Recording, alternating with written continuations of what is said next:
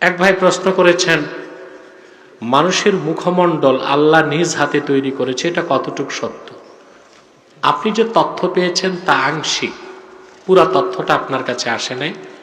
বুখারী শরীফের হাদিস, এটা বুখারী শরীফে আছে যে কিয়ামতের দিন পৃথিবীর মানুষগুলো সুপারিশের জন্য হযরত আদমের কাছে যাবে। কার কাছে?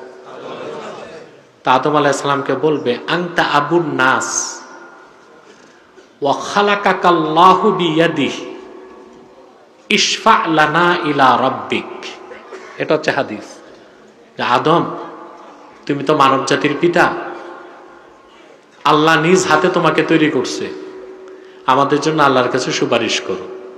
তো এই হাদিস থেকে দেখা যায় সব মানুষের চেহারা আল্লাহ নিজ হাতে তৈরি করছে তা না, আদমকে আল্লাহ নিজ হাতে তৈরি করছে। ঠিক? দুই, হাত বলতে আবার আল্লাহর হাত আমাদের মতো হাত মনে করবেন না। আল্লাহ নিরাকার। আল্লাহর হাত কি? এটা আল্লাহর সিফাত, এটা অস্বীকার করা কুফর, সাদৃশ্য দেওয়া শিরক। একটা মুআত্তিলাদের কাজ আর একটা মুজাসসিমাদের কাজ।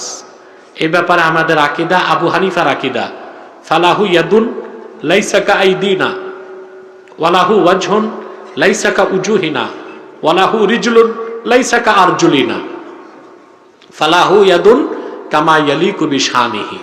আল্লাহর হাত আছে, আমাদের মতো হাত নয়। আল্লাহর চেহারা আছে, আমাদের মতো চেহারা নয়। আল্লাহর কদম আছে, আমাদের মতো কদম নয়।